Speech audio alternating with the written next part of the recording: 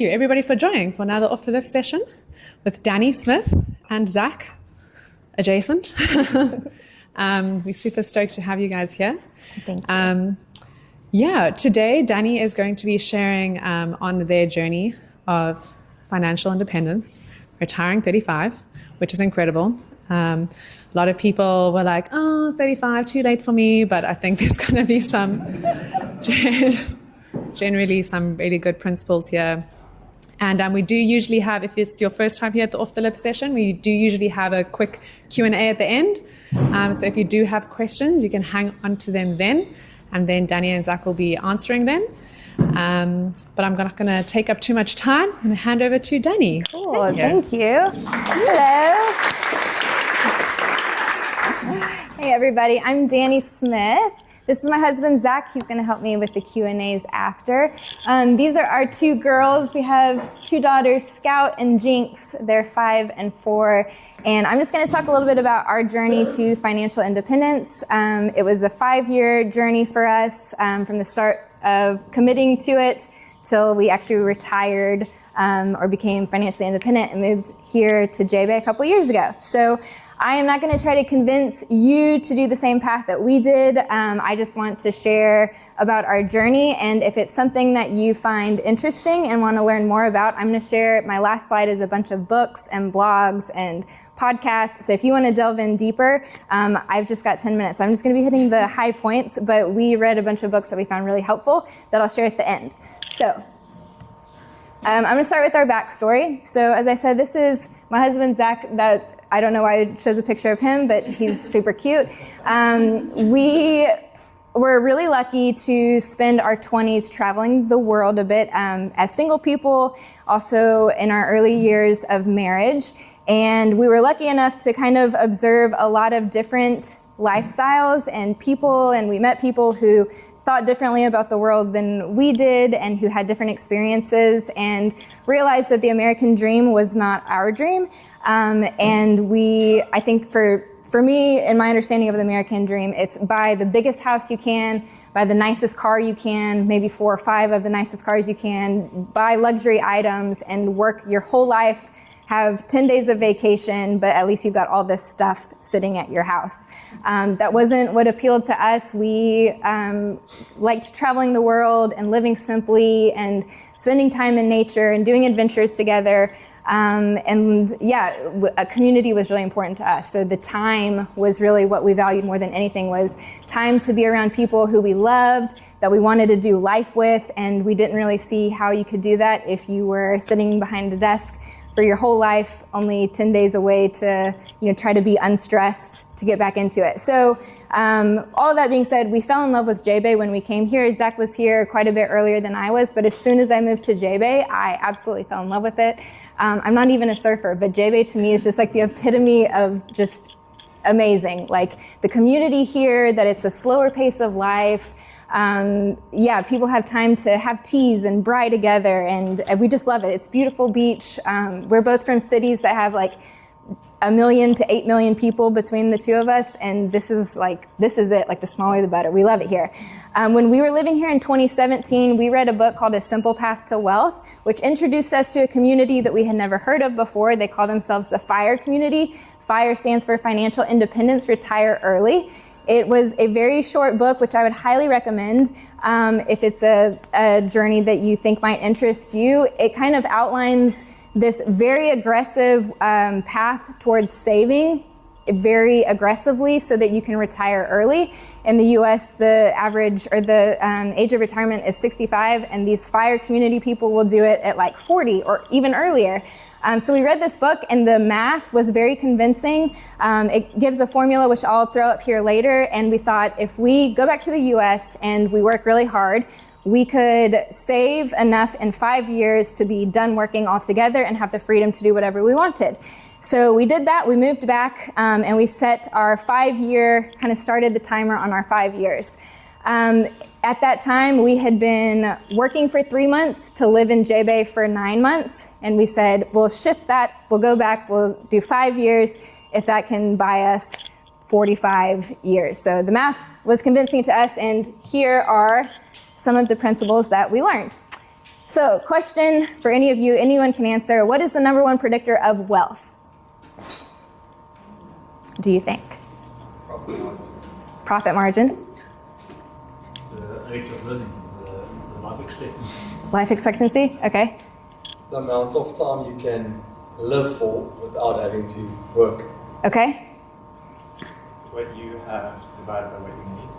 What you have divided. Okay. I like the math in there. Okay. The answer is, a couple of you hit on this, said it differently, but it's your savings rate. So if you make 1 million US dollars for whatever currency, a whole bunch of money, but you spend all of that money, so you make $1 million, you spend $1 million in a year, I would argue with my definition of wealth, you are not a wealthy person, you are broke. You have $0.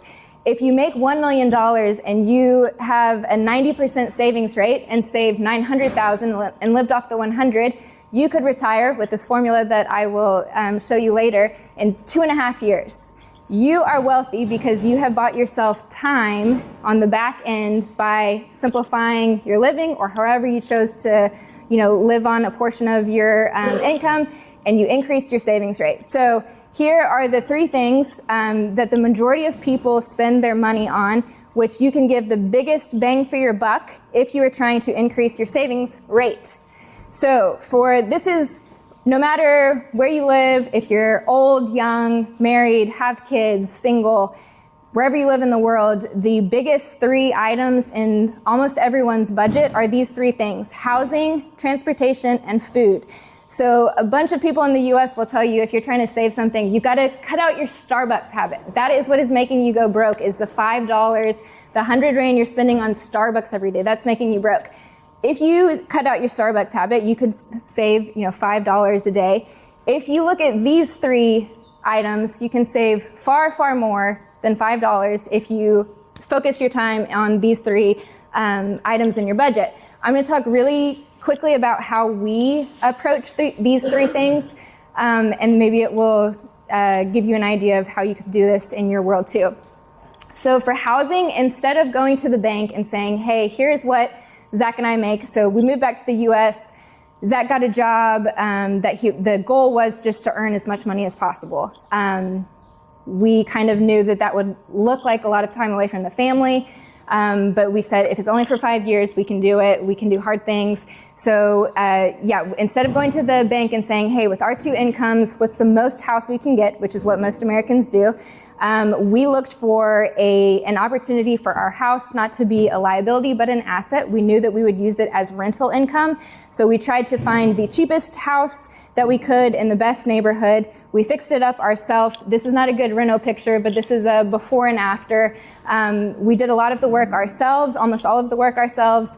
And then when we went to go rent it 5 years later, the key thing was that we knew that we would be able to rent out the house for about 3 times what our note on the house was. So we have a lot of equity in the house if we wanted to sell it, but also it was putting money in our pockets every month. So that was one way that we looked at our housing.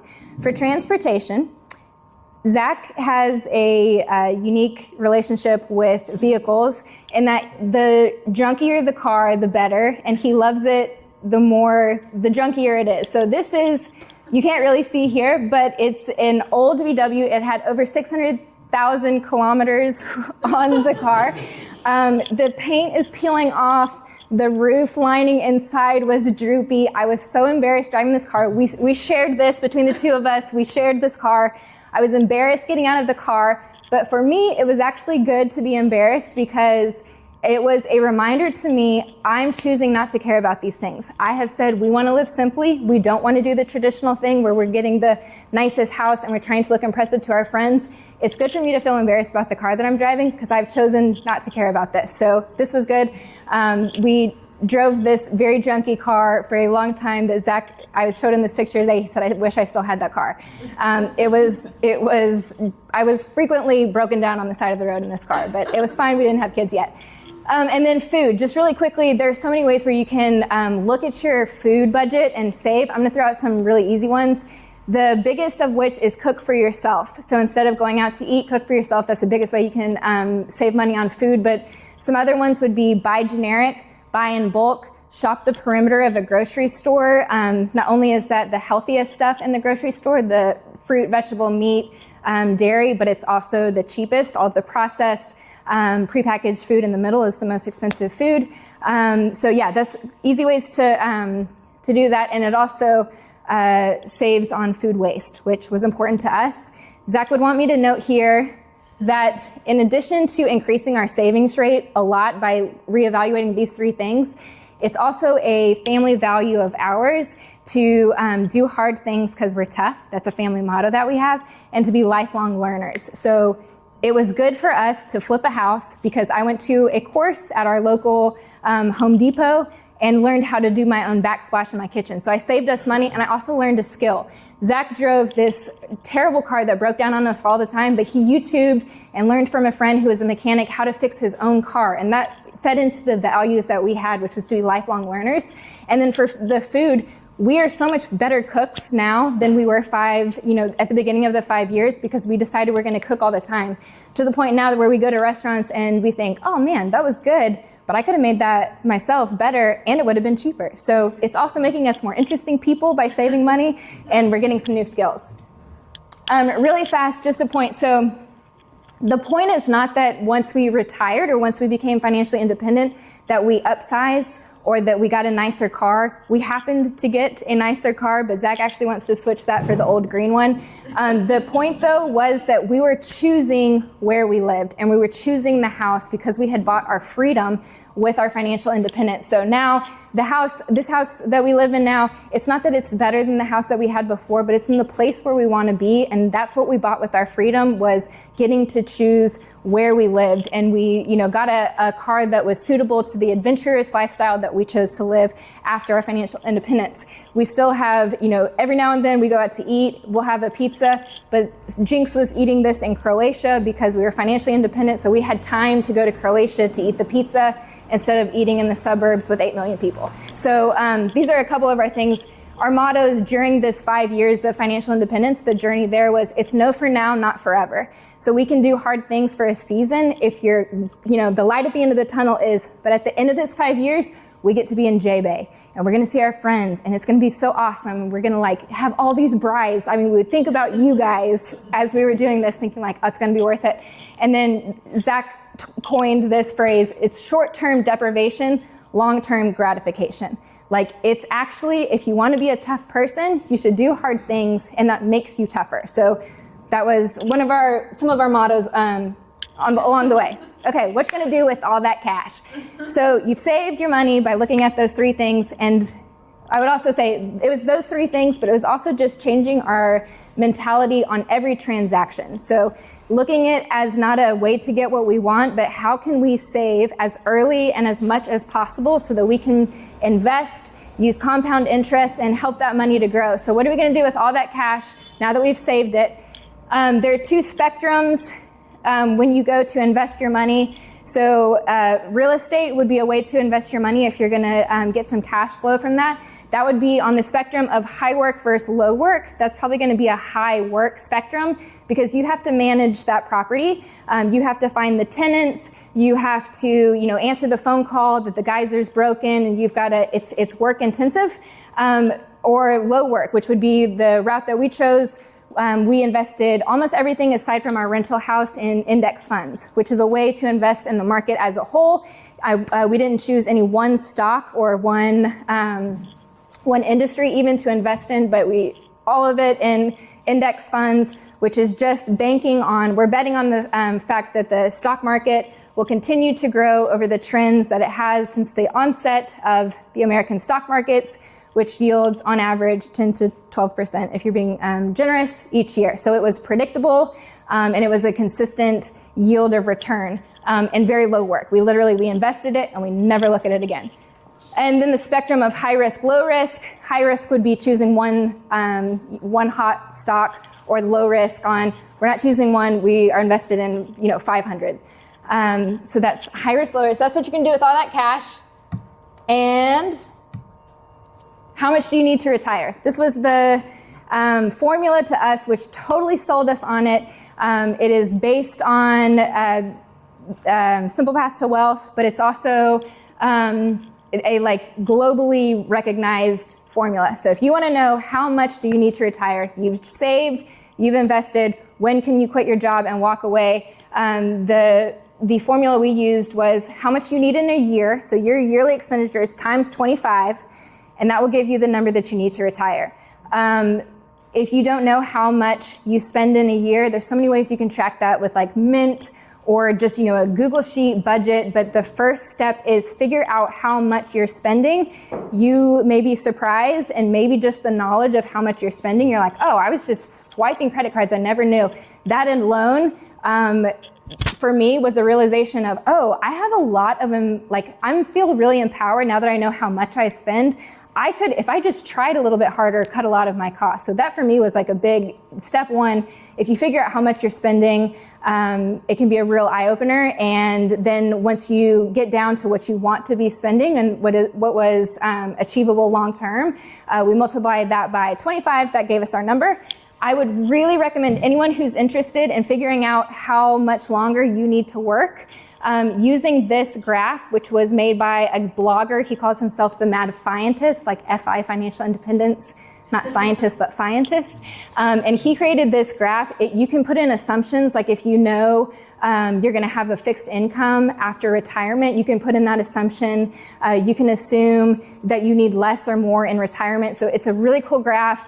It tracks how much you have invested. This is my fixed income, which considers our real estate. We know each month what's coming in from that. And then it also tracks your spending. So once your graph, crosses, then you realize you're at the point. And he has a really pretty graphic that says the year and month that you can expect to retire. And once you hit that number, it gives you a lot of confetti, and it's a cool graphic. What you gonna do with all that free time? So now you've made the money, you've invested it. Your money's working for you. You're not working for your money. You know the number, and you've walked away. You've quit your job. You've said, I don't need to do that anymore. I'm now financially independent. You can do anything in the world that you want. For us, we knew exactly what we wanted. For me, I don't know how many of you have taken the love languages test. I am a quality time person. Love expressed to me is in quality time. What I wanted with financial independence, what I wanted out of our life, was time to hang out with my best friend. And then I had kids in the midst of this. And so I wanted time to hang out with my kids. Like, that's how I saw like a beautiful life, was time being with people I love. This is, once we moved back here and we started having brides with people, that to me was it. Like, you've made it. If you can go on adventures with your family and, go on safaris, do adventures, and hang out with your friends. This is the company that I still work for there, though. We've hit financial independence, and I have this amazing job, which when we started the journey, we assumed I would also quit. But then COVID happened and people started working remotely, and my job let me work remotely. When I came to them and said, hey, about how remote could I work? My boss said, are you thinking South Africa? And I was like, yeah. And he said, let's try it. So I still work for this company because I have an incredible work-life balance, and I work with people I love, doing something that I think is really important, and it fits into our job. My kids don't even know that I work because I work when they're at school, and we can travel. I have unlimited PTO. So in my financial independence, it didn't mean that I quit my job because I love it so much I didn't want to quit. I could, which is the freedom that it bought me. If something happened and it was too much for me, I had that freedom, but I actually ended up keeping my job. I quit my job. Zach quit his job. So what's Zach going to do with all that free time? He is going to go to Everest. He's going to climb some mountains. He's going to take a nap in St. Francis. He had a very high stress job, and we were so fortunate that we actually got to save every penny he made. We saved, and we lived off of my income. That was kind of the magic ticket that we had for our family, was that I made enough to cover all of our costs, and that allowed us to have the higher earning individual just go straight into index funds. So what is that going to do with all his free time? He's going to take off some bucket list items. I would really recommend a book if you're interested in bucket list and achieving your bucket list items depending on your financial situation, called Die with Zero. It was something that we really liked, and it kind of takes into consideration what is your health going to be like at different points in life and line those up with your bucket list items. So Zach didn't think that he would do Everest because it's a very expensive climb. He thought, maybe in 10 years when our money has grown even more. But then we read this book and he's like, actually, I'm never going to be fitter than I am right now. We had extra income because I continued to work. So he did it, and he's going to do Antarctica in November. And you guys should convince him to do a talk on that later. My last slide is, this is specific for couples, I think, but I don't want to say that it was like a really easy journey. That we were very laser focused because of our personality types. We're all in. We made a lot of sacrifices, and I think our parents were like really worried that we're like, you're suffering, you're doing all these things, you're eating ramen. There's a guy that we follow who says, financial independence in the FIRE community, you just live a few years longer like you're a university student than what's socially acceptable. Like, we continued to live like we were broke. We, at one point, considered living in an ambulance that Zach bought, which was also broken down. But we did it because we knew the why, which was that we wanted our independence. We wanted the freedom to do the things that we felt like God had called us to do, to live with our family, to be the best versions of ourselves. So yeah, that was something that we had to revisit when times were hard. And I was like, Zach, I never see you, and I have a 1 and a 2-year-old. And at one point I had a broken leg and a broken arm, and I couldn't lift the baby out of the bed, and he was not around. And we're like, but you know what? We have 1 year left. We can do it. We're going to be on the beach. You're going to be teaching the kids to surf, and I'm just going to be like laying there, and it's going to be awesome. So we talked about our dreams together, and we planned about like, what could we do with all of this time? And it helped us stay focused. And then the last thing on here is just that we hope that in modeling to our kids that you can do hard things, that it stokes in them that same truth, that they can do hard things because they're tough and they can do anything that they set their mind to. So that's it. This is my recommendations list in case you're interested. There's some blogs, some podcasts, and then a bunch of books. So if you're interested, I would start here. That's it.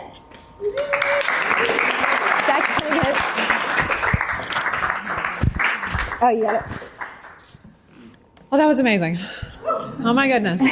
Wow. You nailed that. You did it perfectly. Oh, Thank you so much. This is really, really awesome. Okay. I'm sure there are questions. I'm gonna bring this microphone to you, actually, if that's all right. If you do have a question, so that we can catch it on the video. Are there any questions? Ready? Thank you. That was really awesome. Your passion, it's contagious, guys. That's really well done. And my question is, when you started your 5-year period, did you have any debt when you started out? Did you start out without debt? We started without debt, and that is a great question. So we would definitely advise anyone who's on the journey, get debt-free as fast as you can before you start. But yes, that was a huge advantage that we have, and we have Zach had a history in sports that paid for his university. Thank you for being so athletic. My parents covered my university fee, so we started debt-free, and that was a huge advantage. So the first part, the savings part, will be the same, but instead of investing in stocks or real estate or whatever, you would take all that money and aggressively knock down your debt as fast as possible. Yeah. Yeah, and then the wisest thing would be to, whatever debt you have that has the highest interest rates, pay those down first. Yeah. Not the snowball. So the snowball would be pay the smallest first. And I'm saying pay the one with the highest interest rate. Oh, okay. Yeah. Yeah. Cool. Because that's costing you the most. Oh, that's awesome. Dean just wanted to ask if you'll send these resources. Yeah. So if you don't mind, you can send it to me, and I'll Absolutely. send it to I'll put it on Slack, and you can just message me. Of course. Yes. Any other questions? Yeah. More curiosity about the type of job you had, that you said it was like high stress. You kind of made a sacrifice to go and do it. Just curious to know to what level of sacrifice, the job, like how stressful it was. Like, were you in like a war zone or something, or it wasn't something like that? If I may Yes. ask you. Yes, here we go. Sorry, I'm running around here. So I can't talk about the job because it's classified. So I worked in the medical industry. I worked in surgical consulting. So I worked in orthopedic surgery. I was in the OR long hours, like early mornings, 4:30 in the morning. And a lot of times I would get back like after my kids went to bed or would be at the hospital all night. I was on call for 5 years for 365 days a year, 24 hours a day. So if a car wreck came in, somebody had a bad trauma for a hip or whatever, I would get called in for that. So yeah, my time was somebody else's for that 5 years. So the compensation is really good for what you do, but it's high stress. Everything is like, pressure cooker all the time. So. Okay, thank you.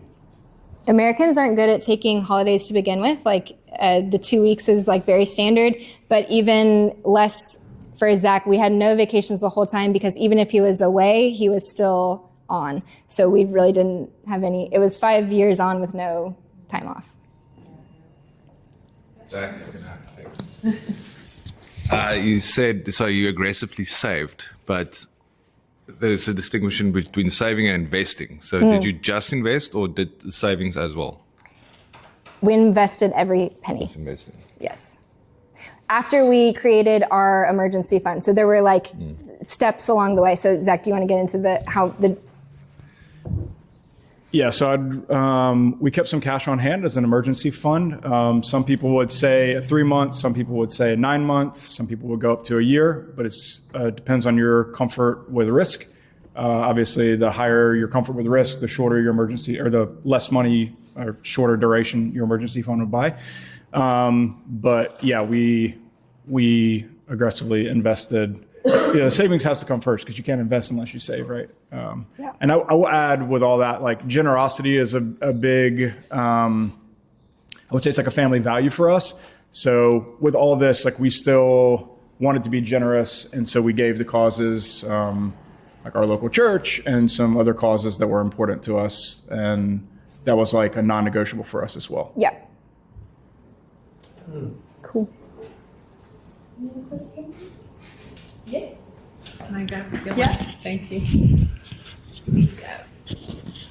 I just want to ask if the currency conversion from coming from America to here was part of the plan for you. So we planned to be retired we knew that we were coming here, but the math that we used, we could live comfortably in America on the number that we chose. In America, yeah. Mm-hmm. So we get the benefit of living in South Africa with a beneficial currency.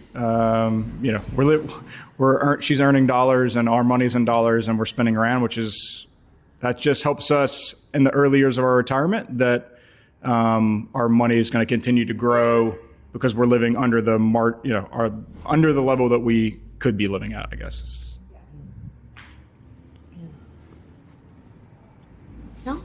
But I will say, like, I think it's easy to look and say, oh, like, you're American, you're earning dollars and you're living in rand, but like the principles are the same. It will work anywhere. Yeah. Like we happen to do it in 5 years. Like doesn't need to be the goal for everyone. I think if we did it again, we may even say, hey, we would have maybe stretched it out a little bit longer and had a healthier balance in some ways. But again, like Dani said, we're like very all in kind of people, but it could be, you could stretch out to 10 years or 20 years, whatever. I think just the goal is that if it appeals to you that you have a choice in how you do finances and your life doesn't have to look like the traditional way of doing things. And so, it's a good principle to have margin in your life, whether you want to retire early or not, because, it's less stress. Yeah. That's awesome. Thank you so much, guys. That was really, really awesome. Thank you, Dani.